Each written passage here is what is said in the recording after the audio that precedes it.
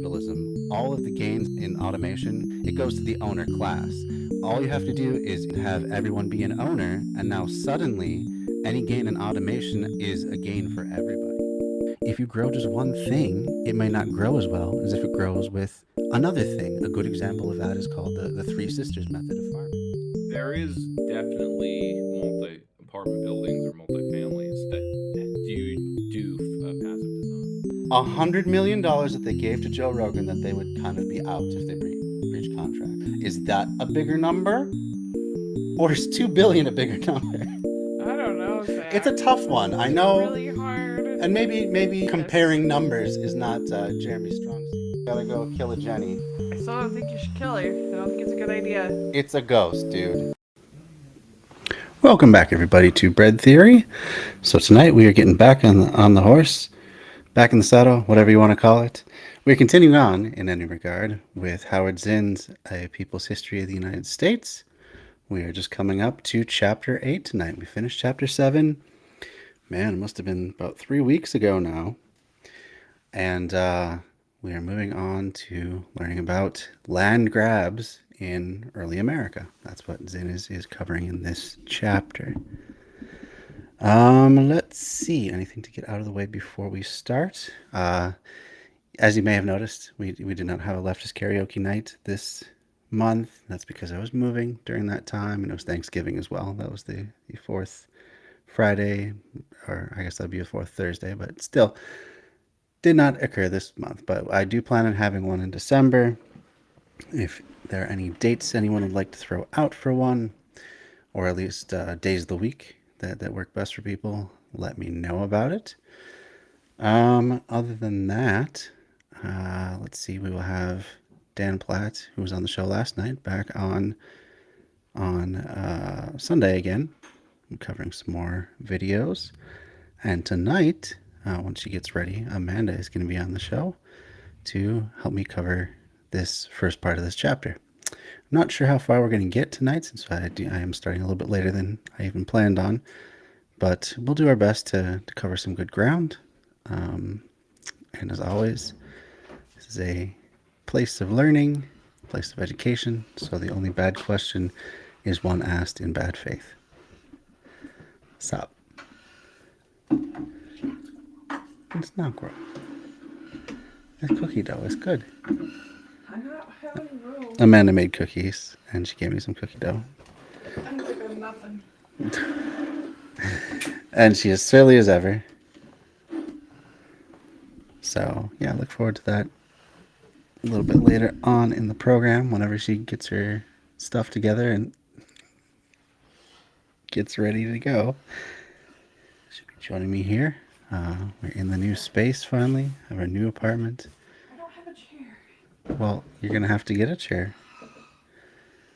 Maybe I can.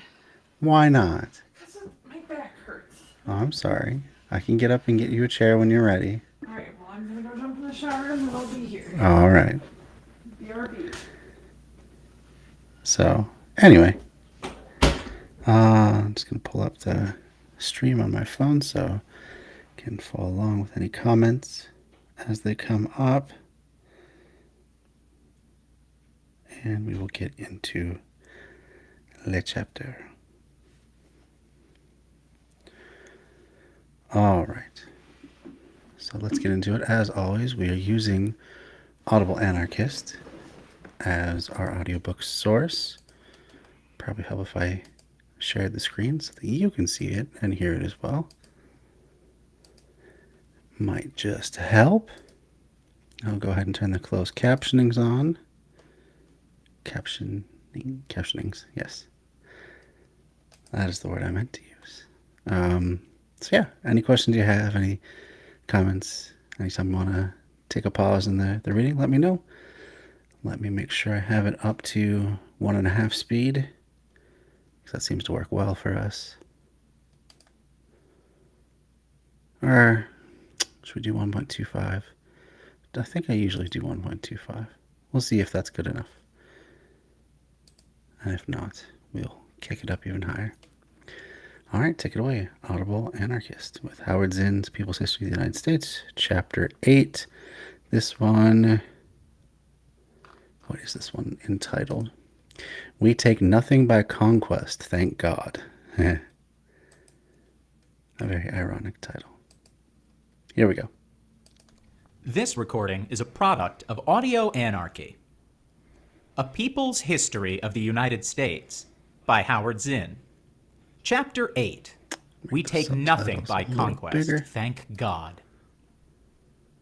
Colonel Ethan Allen Hitchcock, a professional soldier, graduate of the Military Academy, commander of the 3rd Infantry Regiment, a reader of Shakespeare, Chaucer, Hegel, Spinoza, wrote in his diary, quote, Fort Jessup, Louisiana, June 30th, 1845. Orders came last evening by express from Washington City directing General Taylor to move without any delay to some point on the coast near the Sabine or elsewhere, and as soon as he shall hear of the acceptance by the Texas Convention of the annexation resolutions of our Congress, he is immediately to proceed with his whole command to the extreme western border of Texas and take up a position on the banks of or near the Rio Grande. And he is to expel any armed force of Mexicans who may cross that river. Bliss read the orders to me last evening hastily at Tattoo. I have scarcely slept a wink. Thinking of the needful preparations, I am now noting at reveille by candlelight and waiting the signal to muster. Violence leads to violence. And if this movement of ours does not lead to others and to bloodshed, I am much mistaken. Hitchcock was not mistaken. Jefferson's Louisiana Purchase had doubled the territory of the United States, extending it to the Rocky Mountains. To the southwest was Mexico, which had won its independence in a Revolutionary War against Spain in 1821. A large country, which included Texas and what are now New Mexico, Utah, Nevada, Arizona, California, and part of Colorado. After agitation and aid from the United States, Texas broke off from Mexico in 1836 and declared itself the Lone Star Republic. In 1845, the U.S. Congress brought it into the Union as a state. In the White House now was James Polk, a Democrat and expansionist who, on the night of his inauguration, confided to his Secretary of the Navy that one of his main objectives was the acquisition of California. His order to General Taylor to move troops to the Rio Grande was a challenge to the Mexicans. It was not at all clear that the Rio Grande was the southern boundary of Texas, although Texas had forced the defeated Mexican general Santa Anna to say so when he was a prisoner. The traditional border between Texas and Mexico had been the Nueces River, about 150 miles to the north, and both Mexico and the United States had recognized that as the border. However, Polk, encouraging the Texans to accept annexation, had assured them he would uphold their claims to the Rio Grande. Ordering troops to the Rio Grande into territory inhabited by Mexicans was clearly a provocation. Taylor had once denounced the idea of the annexation of Texas, but now that he had his marching orders, his attitude seemed to change. His visit to the tent of his aide Hitchcock to discuss the move is described in Hitchcock's diary. Just want to point out one small point. So here we have another basically a treaty where Texas would become annexed and become part of the United States, and in exchange they would be their southern border along the Rio Grande would be protected. So we have a promise given by the U.S. And as anyone who's even looked at a U.S. map knows, that border still stands today. So it's kind of interesting how when dealing with a nation of, controlled by white people, that being the former Republic of Texas, treaty promises are upheld in exchange for land.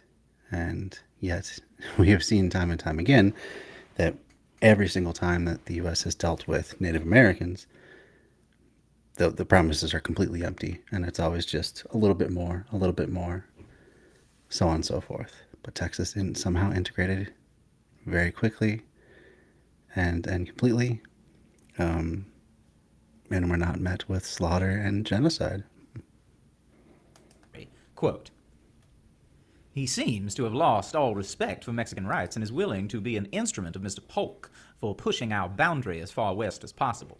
When I told him that if he suggested a movement, which he told me he intended, Mr. Polk would seize upon it and throw the responsibility on him, He at once said he would take it and added that if the president instructed him to use his discretion, he would ask no orders, but would go upon the Rio Grande as soon as he could get transportation. I think the general wants an additional brevet and would strain a point to get it.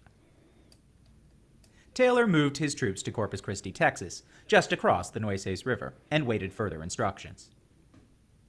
They came in February 1846 to go down the Gulf Coast to the Rio Grande. Taylor's army marched in parallel columns across the open prairie, scouts far ahead and on the flanks, a train of supplies following. Then, along a narrow road through a belt of thick chaparral, they arrived, March 28, 1846, in cultivated fields and thatched roof huts hurriedly abandoned by the Mexican occupants, who had fled across the river to the city of Matamoros. Taylor set up camp, began construction of a fort, and implanted his cannons facing the white houses of Matamoros, whose inhabitants stared curiously at the sight of an army on the banks of a quiet river. The Washington Union, a newspaper expressing the position of President Polk and the Democratic Party, had spoken early in 1845 on the meaning of Texas annexation. Quote, "Let the great measure of annexation be accomplished, and with it the questions of boundary and claims. For who can arrest the torrent that will pour onward to the west? The road to California will be open to us. Who will stay the march of our western people?" They could have meant a peaceful march westward, except for other words in the same newspaper. Quote, "A corps of properly organized volunteers would invade, overrun, and occupy Mexico. They would enable us not only to take California, but to keep it." It was shortly after that, in the summer of 1845, that John O'Sullivan, editor of the Democratic Review, used the phrase that became famous, saying it was, quote, "our manifest destiny to overspread the continent allotted by Providence for the free development of our yearly multiplying millions." Yes, manifest destiny. All that was needed in the spring of 1846 was a military incident to begin the war Polk wanted.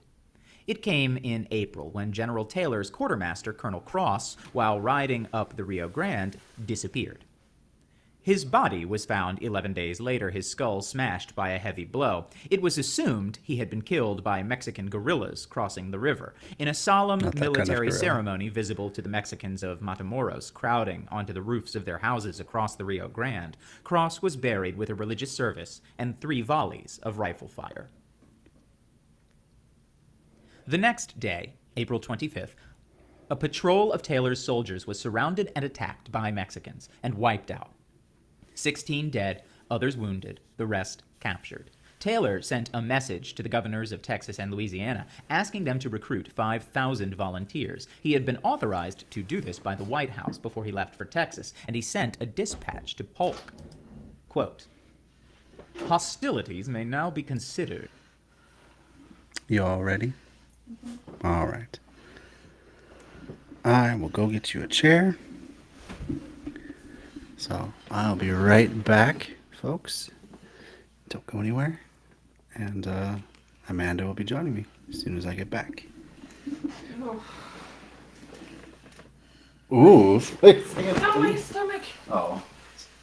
It's better. Oof, I'm joining you. Yeah, Nice. that's what you should have took out of that. That's what I took out of that. Everybody's favorite chungus.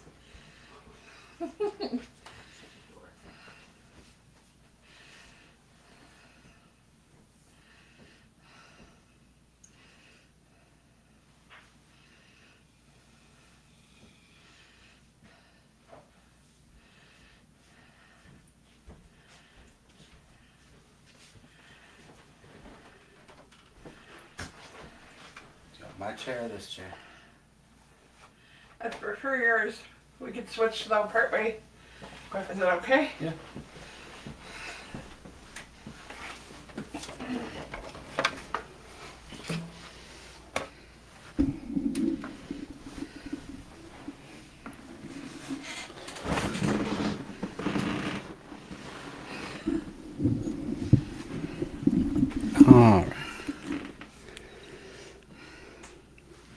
I'm gonna fancier chair, guys. Someday. Maybe for Christmas. You're gonna ask for a Yeah. streaming chair for Christmas. Yeah. That's cool. Let's see if we have you framed up right. It's perfect. Well, we don't know that actually. It's great. I like how he's like 6 inches taller than me, but I sit taller than him. Yeah. Is that fun for you? It's so That's fun. because I'm all leg. So am I. Like you got. No, you're not. I have no torso. You got a torso. It's like this big. It's not. This big. Like your number one from 2 to 4. Yeah, that's Boom. right. Doubled my audience just by having Amanda on, as usual. Actually, If let's only leave it I in could this one. offer all of you a cookie just for coming on. Well, Say hey. hi. You know, if more people would subscribe, then maybe you could have that as a bonus. I mean, I don't know if y'all like cookies, No one in my audience likes cookies. and not to brag, but I make a pretty mean cookie. All a bunch of kale munching teetotalers. I made cookies with pecans, chocolate chips. Good chocolate chips. We don't buy garbage chips in this Yeah, house. no Hershey's for us. No. We get the And- good stuff. Cocoa Puffs, or not Cocoa Puffs, Cocoa Krispies. Cocoa Krispies. Yeah, just that little extra crunch. Yeah, a little more chocolate. One more chocolate. ASMR cookies. This is not going to become an ASMR channel. You can do that on your own time. It could. It's not gonna though. All right, you ready? We're hearing about land grabs. You know what land grabs are? Landlords? No, land grabs. No. Okay, so like the Louisiana Purchase, basically a land grab. Bought a bunch of territory we didn't have any business buying. People that sold it didn't actually own it. Oh. And now they're talking about manifest destiny. That word has finally come out as they march across the west to conquer parts of Mexico that include Utah, New Mexico, parts of Colorado, Nevada, California. Utah's an embarrassment. Yeah, but that's not because of the people that used to live there. That's because of the Mormons. Okay. Are you ready to continue here? Yeah. Okay. as commenced, unquote. The Mexicans had fired the first shot, but Looks like we got one comment. Hey, Radical Disability. Good to have you. How you doing tonight? they had done what the American government wanted, according to Colonel Hitchcock, who wrote in his diary even before those first incidents, quote, "I have said from the first that the United States are the aggressors. We have not one particle of right to be here. It looks as if the government sent a small force on purpose to bring on a war, so as to have a pretext for taking California and as much of this country as it chooses. For whatever becomes of this army, there is no doubt of a war between the United States and Mexico. My heart is not in this business, but as a military man, I am bound to execute orders." And before those first clashes, Taylor had sent dispatches to Polk, which led the president to note that, quote, "the probabilities are that hostilities might take place soon," unquote. On May 9th, before news of any battles, Polk Might take place as though, it might just break out spontaneously, not as though we are the aggressors steamrolling everyone in our path as we conquer land. See, we don't. But it's the passive voice. It might take place. Maybe. Maybe. Who knows? Maybe yes. Oh, whose battles are they? Whose hostilities are they? Nobody can really tell. So passive. That's right. Passive aggressive. We thought it was just a Minnesota thing. Turns out it's a nationwide pandemic epidemic. That's right. Polk was suggesting to his cabinet a declaration of war based on certain money claims against Mexico and on Mexico's recent rejection of an American negotiator named John Slidell. Polk recorded in his diary what he said to that cabinet meeting. Quote, "I stated that up to this time, as we knew, we had heard of no open act of aggression by the Mexican army, but that the danger was imminent, that such acts would be committed. I said that in my opinion, we had ample cause of war and that it was impossible that I could remain silent much longer, that the country was excited and impatient on the subject. The country was not excited and impatient, but the president was. When the dispatches arrived from General Taylor telling of casualties from the Mexican attack, Polk summoned the cabinet to hear the news, and they unanimously agreed he should ask for a declaration of war. Polk's message to Congress was indignant. Quote, "The cup of forbearance has been exhausted even before the recent information from the frontier of the Del Norte, the Rio Grande. But now, after reiterated menaces, Mexico has passed the boundary of the United States, has invaded our territory, and shed American blood upon American soil." I guess that's justification to go as far as we feel like invading their territory and conquering their lands, right? Just because they want it. It's just like, how someone like steps an inch into your, house, like, maybe tramples even a petunia or something at the edge of your yard. That gives you the right to run out and kill him and everyone else you see until the entire block is yours. Oh, like when our old neighbor used to come in our apartment Oh, just because the door that's was a little open. bit different. That definitely is a lack of boundaries. But, it's not like she was kicking us out and taking over the apartment for herself. She didn't know she could. She couldn't have. She barely keep her own apartment. Whatever. Trust too many online boyfriends. I got a boyfriend. I found him on the internet. That's kind of not cool. Alright, I found a boyfriend. I found him on the internet. Yes, My apologies. that's okay. As war exists, notwithstanding all our efforts to avoid it, exists by the act of Mexico herself, we are called upon by every consideration of duty and patriotism to vindicate with decision the honor, the rights, and the interests of our country. Polk spoke of the dispatch of American troops to the Rio Grande as a necessary measure of defense. As John Schroeder says, Mr. Polk's war, "Indeed, the reverse was true. President Polk had incited war by sending American soldiers into what was disputed territory, historically controlled and inhabited by Mexicans." Unquote. Congress then rushed to approve the war message. Schroeder comments, quote, "The disciplined Democratic majority in the House responded with alacrity and high-handed efficiency to Polk's May 11th war recommendations." Unquote. The bundles of official documents accompanying the war message, supposed to be evidence for Polk's statement, were not examined, but were tabled immediately by the House. Debate on the bill providing volunteers and money for the war was limited to 2 hours, and most of this was used up reading selected portions of the tabled documents, so that barely a half hour was left for discussion of the issues. The On Whig purpose? Party was presumably against. Yeah, it sounds like a filibuster, basically. Only it's almost a reverse filibuster.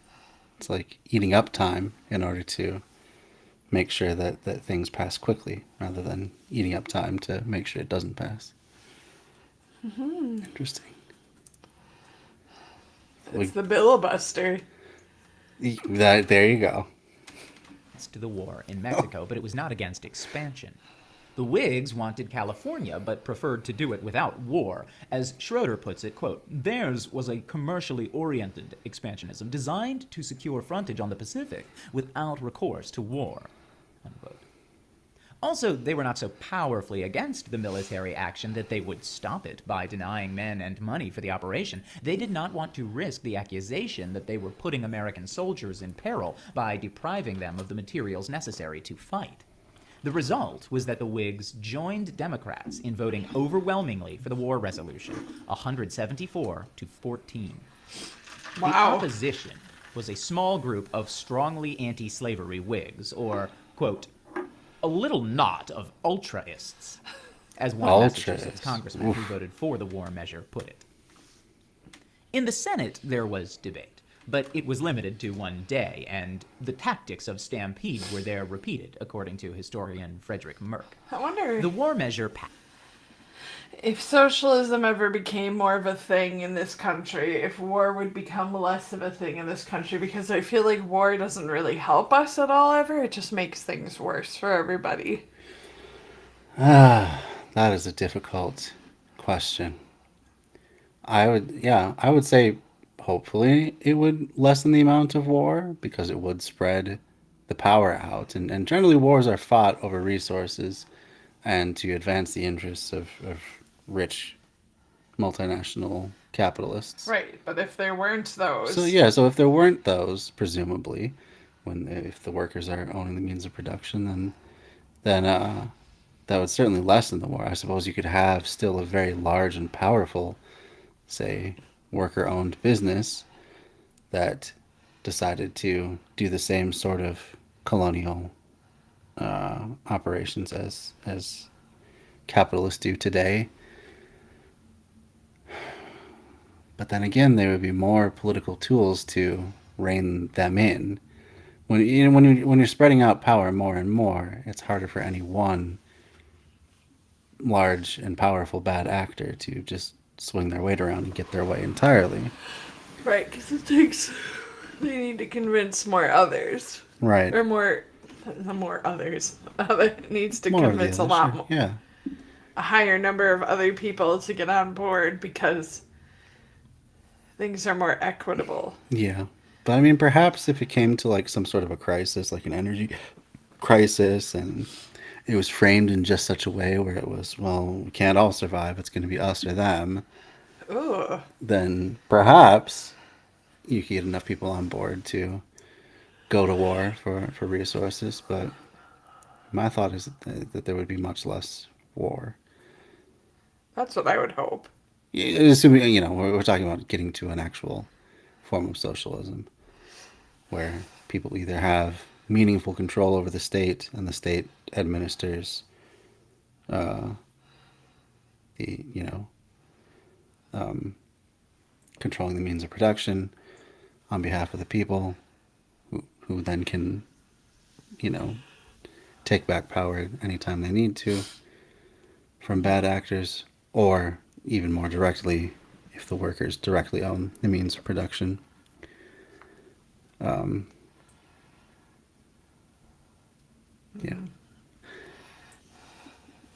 Yeah. So, not just, state capitalism or state socialism without any true meaningful control over it by the people. 40-2, Whigs joining Democrats. Throughout the war, as Schroeder says, the politically sensitive Whig minority could only harry the administration with a barrage of verbiage while voting for every appropriation which the military campaigns required. Unquote. The newspaper of the Whigs, the National Intelligencer of Washington, took this position. John Quincy Adams of Massachusetts, who originally voted with the stubborn 14, later voted for war appropriations. Abraham Lincoln of Illinois was not yet in Congress when the war began, but after his election in 1846, he had occasion to vote and speak on the war. His spot resolutions became famous. He challenged Polk to specify the exact spot where American blood was shed on the American soil. But he would not try to end the war by stopping funds for men and supplies. Speaking in the House... Kind of riding the line there a little bit. Sounds like a lot of his later positions, at least during the early part of the Civil War, he was trying to come up with some kind of grand compromise or, avoid the country getting into war with itself. House on July 27, 1848, in support of the candidacy for General Zachary Taylor for president, he said, "But as General Taylor is par excellence the hero of the Mexican War, as you Democrats say, we Whigs have always opposed the war. You think it must be very awkward and embarrassing for us to go for General Taylor. The declaration that we have always opposed the war is true or false, according as one may understand the term oppose the war. If to say the war was unnecessarily and unconstitutionally commenced by the President, be opposing the war, then the Whigs have very generally opposed it. The marching of an army into the midst of a peaceful Mexican settlement frightening the inhabitants away, leaving their growing crops and other property to destruction. To you may appear a perfectly amiable, peaceful, unprovoking procedure, but it does not appear so to us. But if, when the war had begun, and had become the cause of the country, the giving of our money and our blood in common with yours was support of the war, then it is not true that we have always opposed the war. With few individual exceptions, you have constantly had our votes here for all the necessary supplies. A handful of anti-slavery congressmen voted against all war measures, seeing the Mexican campaign as a means of extending the southern slave territory. One of these was... Which it literally was. I mean, that was the purpose. Joshua Giddings of Ohio, a fiery speaker, physically powerful, who called it an aggressive, unholy, and unjust war. He explained his vote against supplying arms and men, quote, "In the murder of Mexicans upon their own soil, or in robbing them of their country, I can take no part. Either now or hereafter, the guilt of these crimes must rest on others. I will not participate in them." Giddings pointed to the British Whigs who, during the American Revolution, announced in Parliament in 1776 that they would not vote supplies for a war to oppress Americans. After Congress acted in May of 1846, there were rallies and demonstrations for the war in New York, Baltimore, Indianapolis, Philadelphia, and many other places. Thousands rushed to volunteer for the army. The poet Walt Whitman wrote in the Brooklyn Eagle in the early days of the war, "Yes, Mexico must be thoroughly chastised. Let our arms now be carried with a spirit which shall teach the world that while we are not forward for a quarrel, America knows how to crush as well as how to expand." Ooh, that's kind of gross. I didn't know that Walt Whitman was pro-war,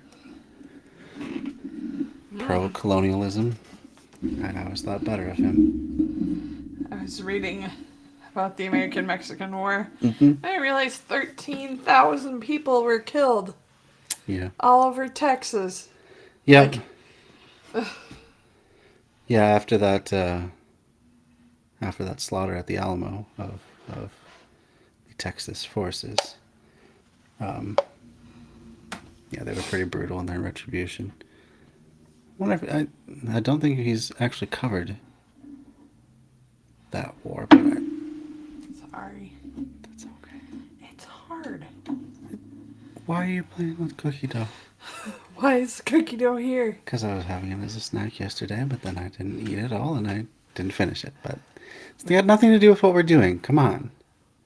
Accompanying all this aggressiveness was the idea that the United States would be giving the blessings of liberty and democracy to more people. This was intermingled with ideas of racial superiority, longings for the How beautiful can you lands of New Mexico and justify, California, like... and thoughts of commercial... Hold on. Go ahead. Go ahead. How can you justify yourself, like, oh, bestowing the blessings of liberty while you're hurting other people? Well, and while you're making it illegal for anyone but white people to vote.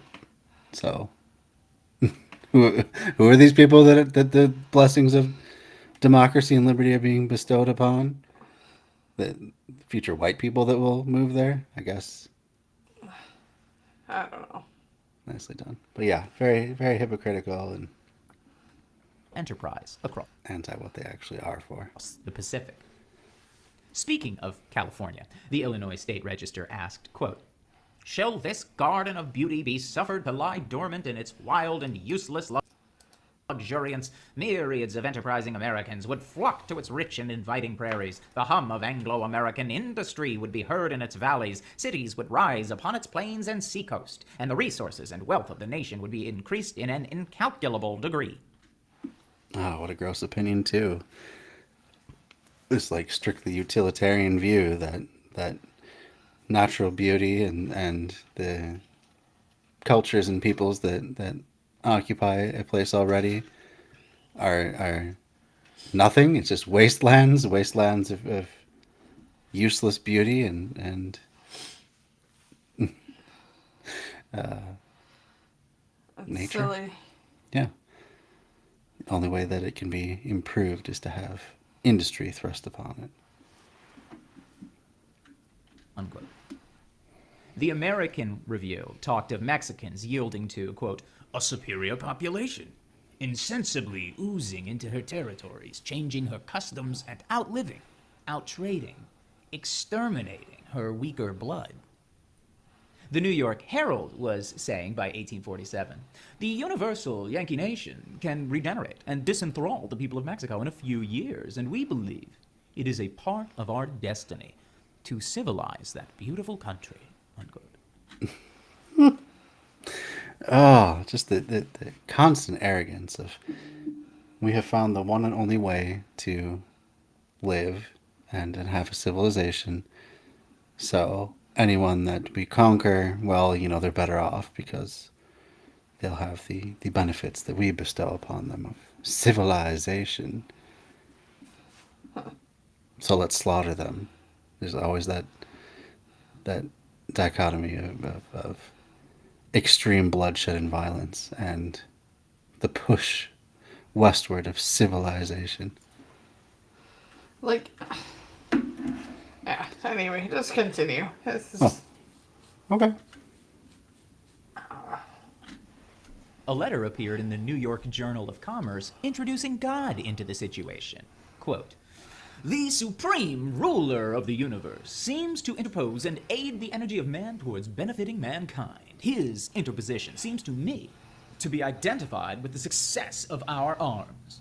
That the redemption of 7 million of souls from all the vices that infest the human race is the ostensible object appears manifest. Unquote. Senator H.V. Johnson said, quote, I believe we should be recreant to our noble mission if we refused acquiescence in the high purpose of a wise providence. War has its evils. In all ages it has been the minister of wholesale death and apology. Stating the obvious now. It has its evils, but also it's kind of good too, right, guys? Right, guys? No, you're not convinced that it's not just a necessary evil Nope. to force civilization onto the poor, noble, childlike savages. I think the world is a better place when people get an opportunity to mix together and share their culture and share the resources that we have created. Yeah.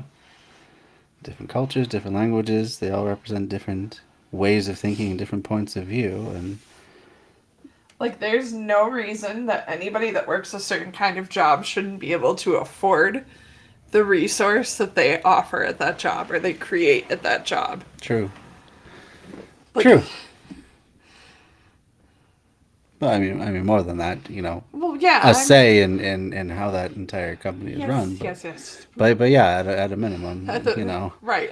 you shouldn't spend your I didn't entire want life. to jump that far. Sure. I knew we weren't ready for that yet, but I mean, like, at the very least. You shouldn't spend your entire life making intricate watches and never be given enough to afford one of your own. That's ridiculous. Right. That just shows the theft that's taking place. Desolation, but however inscrutable to us, it has also been made by the all-wise dispenser of events the instrumentality of accomplishing the great end of human elevation and human happiness. It is in this view that I subscribe to the doctrine of manifest destiny. Human happiness, genocide. God, these people are so high on their own farts. It's amazing. High on their own farts. Oh, they love sniffing their own farts. They are just the greatest things. Gross. Whatever, you come up with a better way to describe it. That's basically it. And they have a fart of an idea, and they huff it so deeply that they convince themselves that it's actually good and roses, actually. Oh, that makes me want to sing the song, but I'm not allowed to. Yeah. Unfortunately, copyright's pretty strict even about singing your own song. Do. Yep. We got it. That's true. These people really seem to believe that they are just God's gift to the world. Like, literally God's gift to the world.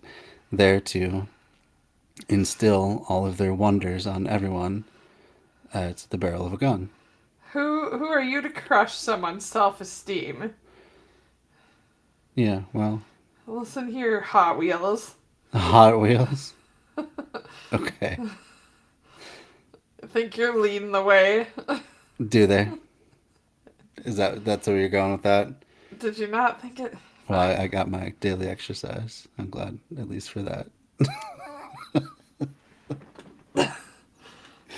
I'm gonna use that all the time now. Okay, you go right ahead. Someone's gonna catch on. Let's see. What are we at? We got. I don't have any chance though now because my work bestie's gone. Oh, I know. That was very sad. Do you want to take some time to talk about that and work through that at all? This we're isn't taking a what little this pause. is for. So, do you want to talk about it afterward? Let's get up to the half-hour mark, and then we can open it up to other stuff. We'll stop the chapter Talk about for the being night. sad. Yeah, talk about being sad. Yeah, that's important stuff too. I'm sad every day. Today, I thought I was gonna get up and go to work, and I tried. Well, food poisoning had other ideas. And food poisoning decided we were gonna vomit for most of this morning. Surprise! Hey, bitch! Guess where you're going? The bathroom. Until noon. Oh, poor Amanda. It's okay. Can't have it all. Just like they say, you can't be smart, funny, pretty, and skinny. You gotta leave something behind for the others. God. Yeah, that's the iron square of being a woman. Yep. God. Have to be modest. Have to have children. Lots and lots of children. Could we just talk all the time about modesty while not really being modest and judging everyone else for not conforming to our own standards? Yeah. Yeah? Does that count? I just believe in the power of the Lord and Savior. Well, she doesn't believe in the power of that. She just believes. Yes, you do. No, she doesn't. She believes in an old religion. Thought you weren't supposed to say that on Twitch. An older religion? Oh, I thought you said something else. Oh. It's okay. What did you... I don't Let's want to know what you continue. think I said then. Let's continue, folks. Moving along. The Congressional Globe of February 11th, 1847 reported, Mr. Giles of Maryland, I take it for granted that we shall gain territory and must gain territory before we shut the gates of the Temple of Janus. We must march from ocean to ocean. We must march from Texas straight to the Pacific Ocean and be bounded only by its roaring wave. It is the destiny of the Anglo-Saxon race. They just keep stating this too, like this manifest destiny. It's just like God told me, God said it was okay. Like, where was this written in the Bible that you gotta conquer everyone you come across and like force them to be civilized, even though we'll never accept them as part of our civilization? But How did you escape religious persecution if religion is involved in everything that you do? yeah, right? Like they just came over here to persecute others with their religion instead. You know, they were fleeing being persecuted in Great Britain, but It's like when they only doing it to turn around and do the same thing to everyone else. They just want to be the bully. Right, it's like when they say that slavery is all gone, but really it's just called the federal prison system. Yeah, right. Now. Well, and also And a lot jail of and undocumented labor and human trafficking, and yeah, slavery still exists. That's absolutely true. right, it just changed forms. Change forms, and also, you have legal and illegal. And if forms you of it aren't aware of your history, you are doomed to repeat it. now. Yeah. Okay. Thanks. All right, moving on. The American Anti-Slavery Society, on the other hand, said the war was, quote, waged solely for the detestable and horrible purpose of extending and perpetuating American slavery throughout the vast territory of Mexico, unquote.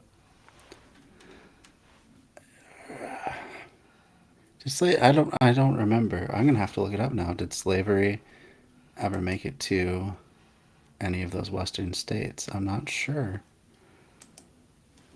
Let's look up.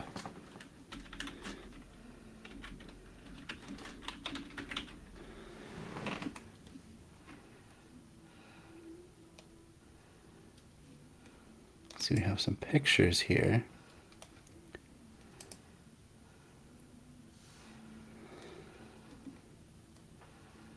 So it did make it to Texas. I don't know if Indiana was a part of that whole thing. I guess looks like it did not ever make it to those states like New Mexico, Utah, Nevada, Oregon, Washington, California. Interesting. So they were wrong in that count. Although I don't know if Texas is included in this, or that's a separate. I think that's a separate thing where they just allowed them to be annexed. So it's not quite the same thing as conquering parts of Mexico and extending slavery. But I don't think it was that great for the people, nonetheless. So. A 27-year-old Boston poet and abolitionist, James Russell Lowell, began writing satirical poems in the Boston Courier. They were later collected as the Biglow Papers. In them, a New England farmer, Hosea Biglow, spoke in his own dialect on the war.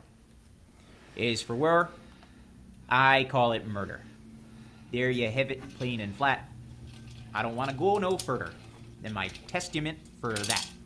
They may talk of freedom's airy, till they're purple in the face. It's a grand grit cemetery for the birthrights of our race. They just want this California so's to lug new slave states in, to abuse ye, and to scorn ye, and to plunder ye like sin.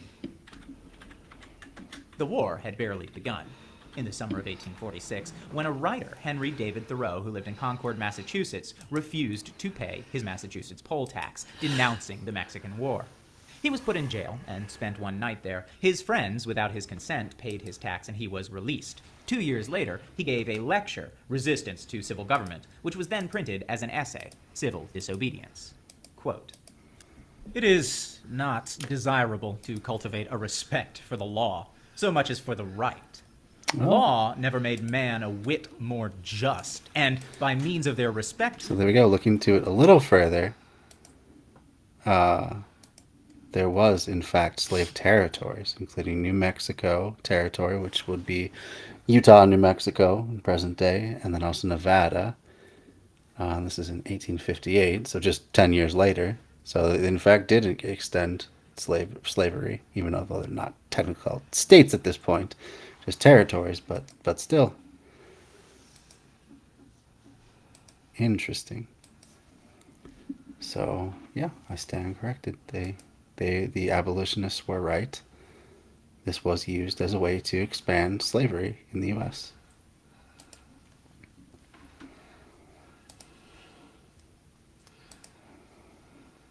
For it, even the well-disposed are daily made the agents of injustice. A common and natural result of an undue respect for law is that you may see a file of soldiers marching in admirable order over hill and dale to the wars, against their wills, aye, against their common sense and consciences, which makes it very steep marching indeed, and produces a palpitation of the heart. His friend and fellow writer, Ralph Waldo Emerson, agreed, but thought it futile to protest. When Emerson visited Thoreau in jail and asked, "What are you doing in there?"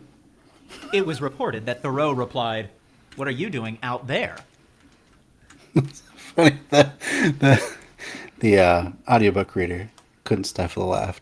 Like, what are you doing in there? Why are you going to jail, you idiot? I just thought that was funny. It has nothing to do with the actual text. The churches, for the most part, were either outspokenly for the war or timidly silent. Generally, no one but the Congregational, Quaker, and Unitarian churches spoke clearly against the war. Hey, there you go. Quakers and Unitarians on the right side of history once again. So that's why I never like people to get too carried away with bashing religion as the cause of all conservatism and terrible things in the world, because they've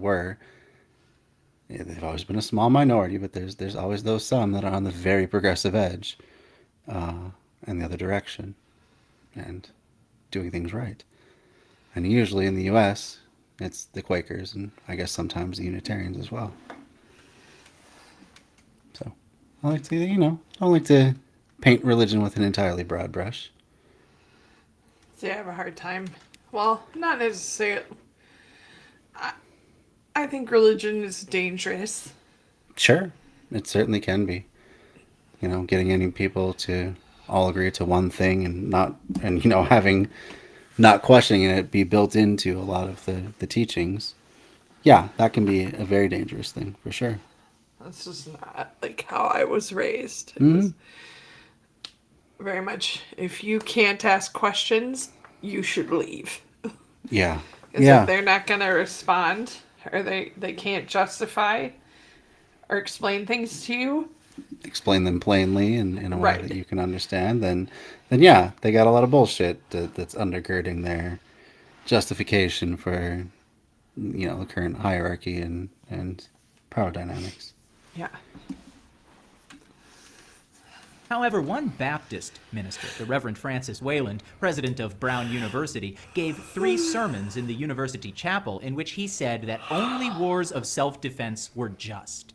And in case of unjust war, the individual was morally obligated to resist it and lend no money to the government to support it. The Reverend Theodore Parker, Unitarian minister in Boston, combined eloquent criticism of the war with contempt for the Mexican people, whom he called, quote, a wretched people, wretched in their origin, history, and character, unquote. How would you Who know must eventually... Oh, I'm sure he's heard tale. of a person that he's never met? Yeah. You have no point of context. You don't course know what not. that person has been through. That's been like, gosh, that irritates the shit out of me. Yeah, it definitely is a difficulty when you're encountering cultures that you're not used to, in that you meet one person and they kind of end up being a stand-in for that entire culture or that entire people's, because you just don't have any more information about it. So it can easily lead to prejudice for good or for bad. For some people they end up loving. I love all Italians because I met an Italian man and he was so kind to me and took me in and fed me when I was cold and hungry, and so now you can never say a bad word about Italian. So it can break in the positive, but also, you go to another place and you don't speak the language and understand the culture. You do something wrong and they shun you or try and hurt you, and well, that one person or that small group of people, they too now represent your entire view of that. And it's hard to get out of that. These are one way that prejudices start and spread, is then they tell their story to their kids or their friends or family or whatever. And before you know it, this long game of intergenerational, international telephone has taken place. And Which is not funny, but it's a little funny. Like, it's funny in that, isn't that the way that humans are? So yeah, small-minded and naive in certain circumstances. but I also feel sometimes that, like, your lived experience does have a lot to say about how things are. Sure. I don't know. Yeah, well, sure. Like- Expand on that, if you could.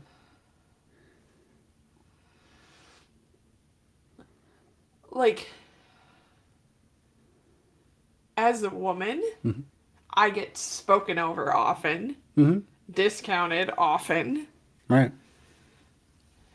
Not necessarily in my place of employment this time, because it is much more female dominated. Mm-hmm. But in previous positions I've held, especially if there's a greater ratio of males, Mm-hmm. I'm kind of like patted on the head and pushed aside. Jeez. Like, okay, like, Right. thanks. Mm-hmm. And like, don't you dare turn around and ask me for help later, because it's gonna be no. Sure. But I mean, it's the nature of things, right? At the same time, I would bet that would make it a little bit difficult to not be a little resentful towards men in general, even though it's only perhaps a handful of men that have been in positions to demean you in that way. But for all of those, there are plenty of these. Aw, thanks. That's so sweet. So yeah, so really, girding yourself against prejudice is trying to not take every interaction as the end all be all about those kinds of people, whatever those kinds of people happen to be.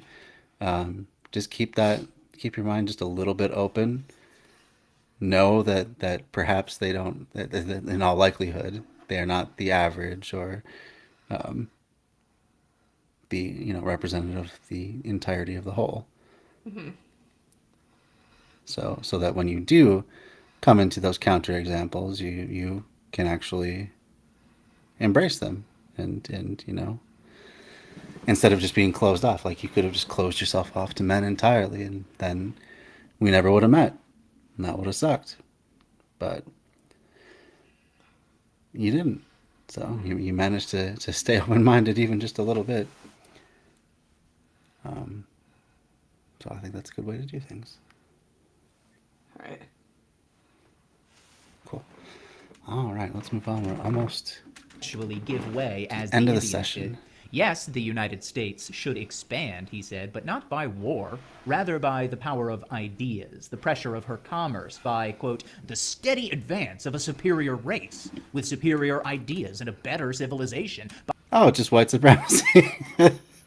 Just because people would be so enamored with white supremacy and get on board with it themselves. That's how the country should expand. Okay. That makes so much more sense, guy. By being better than Mexico, wiser, Oh my humaner, God. more free and manly. Parker And they say all this living under capitalism, when many of the Mexican peoples that they were set to slaughter probably came from a different point of view and had a different organization of hierarchy that was much more freer and egalitarian by any measure than their own. Kind of ironic. Well, hey, when you start with the premise that you are the end all be all, you're the biggest and best, most superior culture of people, then yeah, you're gonna miss a lot. Not even consider that other people that you look down upon might have something to contribute as well, or may do things better than you do. urged active resistance to the war in 1847. Let it be infamous for a New England man to enlist, for a New England merchant to loan his dollars, or to let his ships in aid of this wicked war. Let it be infamous for a manufacturer to make a cannon, a sword, or a kernel of powder to kill our brothers. The racism of Parker was widespread. Congressman Delano of Ohio, an anti-slavery Whig, opposed the war because he was afraid of Americans mingling with an inferior people who, quote, embrace all shades of color, a sad compound of Spanish, English, Indian, and Negro bloods, and resulting, it is said, in the production of a slothful, ignorant race of beings. So there's the fascist take on war I think that we we might still need to stop there. still see today. That's just Can we? Let's get a little bit Fine. beyond that. That's pretty bad. But like you see echoes of this when people like what's his name, Richard Spencer, come out with their anti-war protests. It's just because they don't want the intermingling of other people, or they just don't care about other people around the world, and they just want them. They don't want any sort of. They think war would be a good intervention, but despite the fact that everything about genetics states that diversity is strength. of course, yeah, that's how you avoid terrible genetic Right. things like the Habsburg jaw, shit like that. As the war went on, opposition grew. The American Peace Society printed a newspaper, The Advocate of Peace, which published poems, speeches, petitions, sermons against the war, and eyewitness accounts of the degradation of Army life and the horrors of battle. The abolitionists, speaking through William Lloyd Garrison's Liberator, denounced the war as one, quote, of aggression, of invasion, of conquest, and rapine, marked by ruffianism, perfidy, and every other feature of national depravity. There you go. And they were absolutely right. That's exactly what the purpose of that war was. It's just complete expansion of white supremacy across, from sea to shining sea. Are you pulling apart our plants over there? No, I thought this was flowering. That but- is a flower. Yeah, but it came off of him. Oh, it came off the owl eye. He's still flowering, huh? I don't know why he doing too much.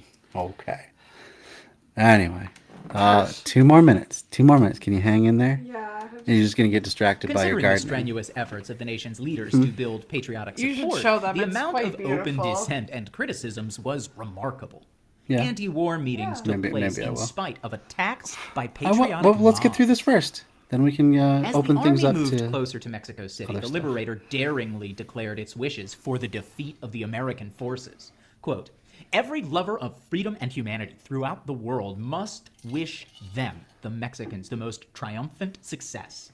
We only hope that if blood has had to flow, that it has been that of the Americans, and that the next news we shall hear will be that General Scott and his army are in the hands of the Mexicans. We wish him and his troops no bodily harm, but the most utter defeat and disgrace." Frederick Douglass, former slave, extraordinary speaker and writer, wrote in his Rochester newspaper, the North Star, January 21st, 1848, of, quote, "the present disgraceful, cruel, and iniquitous war with our sister republic. Mexico seems a doomed victim to Anglo-Saxon cupidity and love of dominion."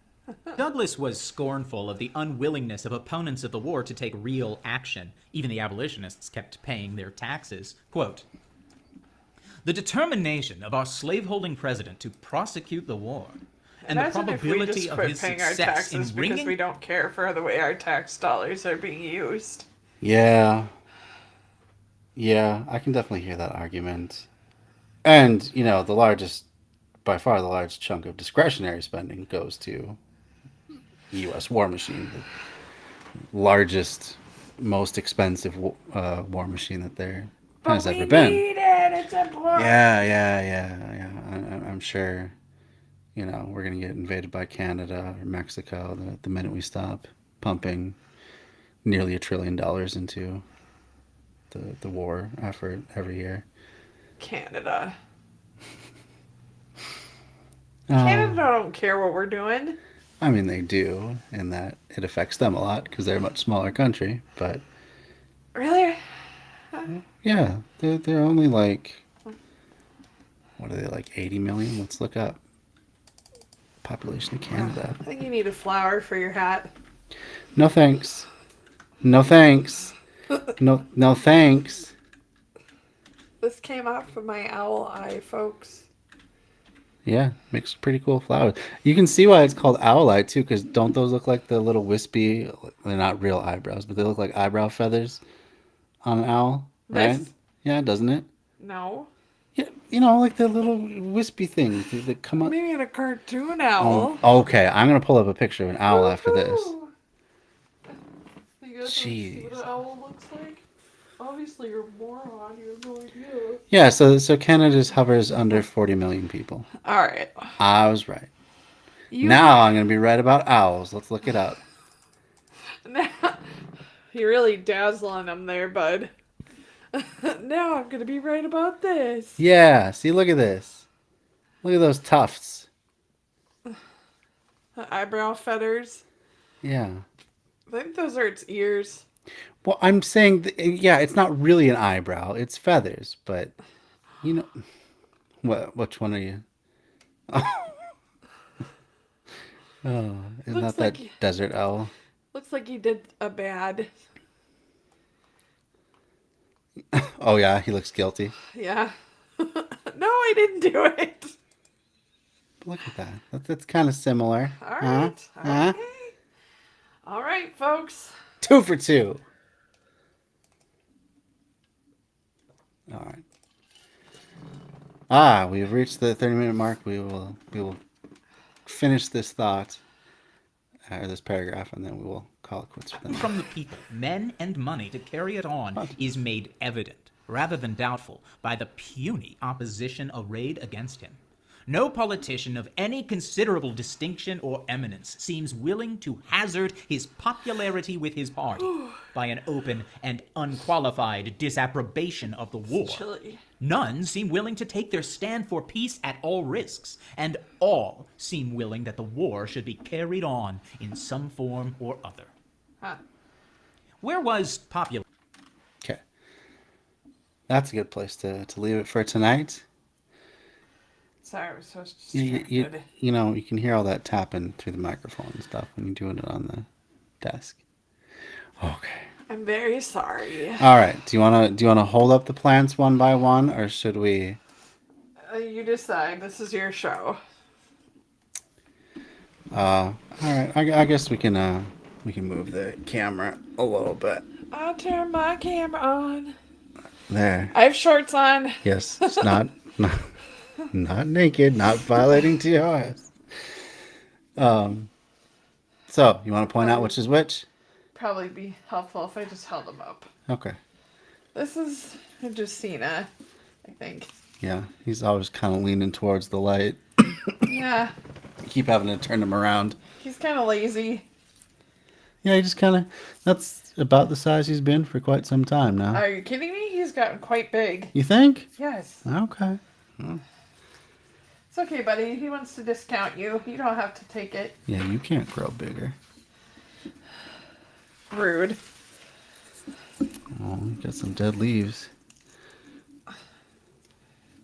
What is this one called? Pearls and Jade. And it is a pothos? Yeah. Looks like it might have something. I think it's probably just dry. Yeah, all of our He's plants quite dry. He needs a drink. are dry like my sense of humor. Not that dry. Nothing's that dry. This is a sago palm. That's not a sago palm. That's a ponytail palm. Excuse me. Get it straight. This is one of my favorite babies. Yeah, which one is that? Birkin. And he's making a new leaf. Aw. He's living his best life. Yeah. What a good buddy. Why is this your favorite?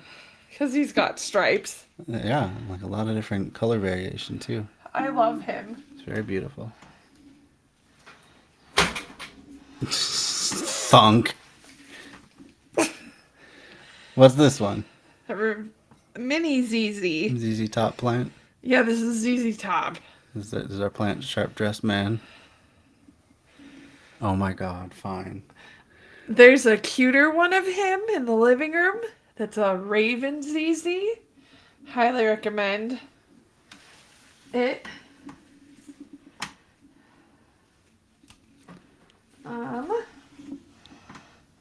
It's kind of hard to reach some of this other stuff. That's okay. You can kind of just point at it.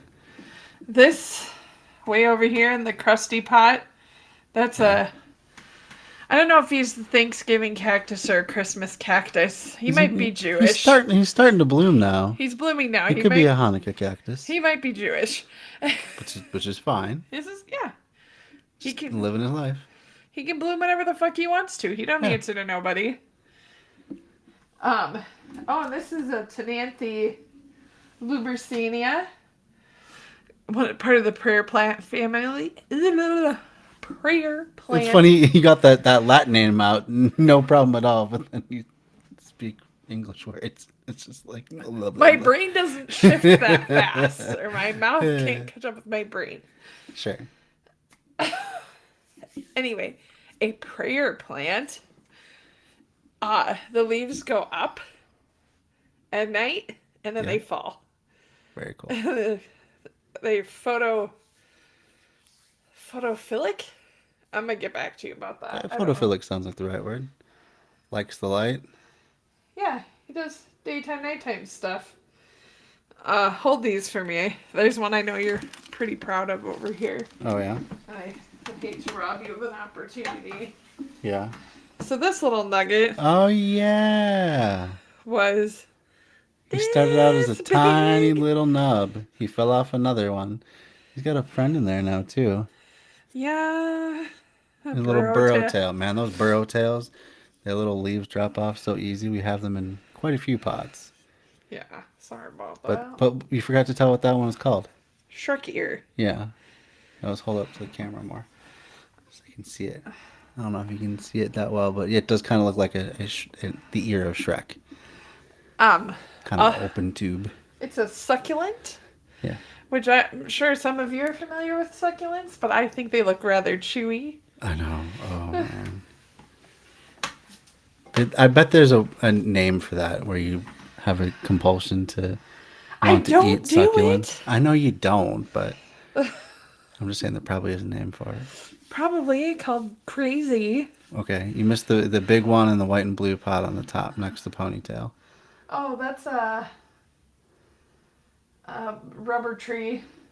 Wasn't there something special about him though? He's like a black one. He's burgundy. So his Burgundy. new leaves come in there like We call him cardinal Ron. red. Huh? We call him Ron. Do we? Yeah, Ron the burgundy rubber tree. He's smiling because he just came up with that, and he's feeling pretty proud. And what's the one tumbling off of my dresser? Swiss cheese. So she's what? Monstera. Monstera. He's doing too much. He's not doing too much. He's living his best life. He's had a He's lot been of propagated babies. so many times. Several times. One of the easiest plants we've ever had to propagate. Yes. He's doing. Very cool. The regular monsteras are really cool. They're fun to propagate too. However, don't be discouraged if you get a cutting and the leaves don't have the holes or slices in them. Yeah. Those are called fenestrations. Fenestrations, yeah. They only come about 5 or 6 leaves in. That's how you know he's mature. I should have you do a little plant corner segment, like at the end of each stream. That'd be fun. Oh, yeah? Yeah, and just take a different buddy and talk about why you like them and how cool they are. How he relates to communism. That's right. Plants are already on board. Plants, the rule of plants is cooperation, not competition. So they know what's up. Yeah, they do. They do. All right. Well, thank you all for joining tonight. I really appreciate it. We're going to get back into this regular schedule again. So if you're looking for more People's History of the United States, we'll be coming back next Monday, 7 p.m. Central Time. Unless we have a blizzard, which it looks like we're on schedule for. But this week. But next week, do we have a blizzard? Oh, shoot. I'm going to be doing lots of snow removal. Yeah, tomorrow I'm going to be doing snow removal. Maybe I'll have an to entire take over. 12-hour shift. I don't quite know how that's going to go yet, but Like, hello, folks. yeah. Right. I become a hello mother. Okay. Anyway, thank you all for joining. Appreciate you being here, and hope to see you all next time. Bye. Bye-bye.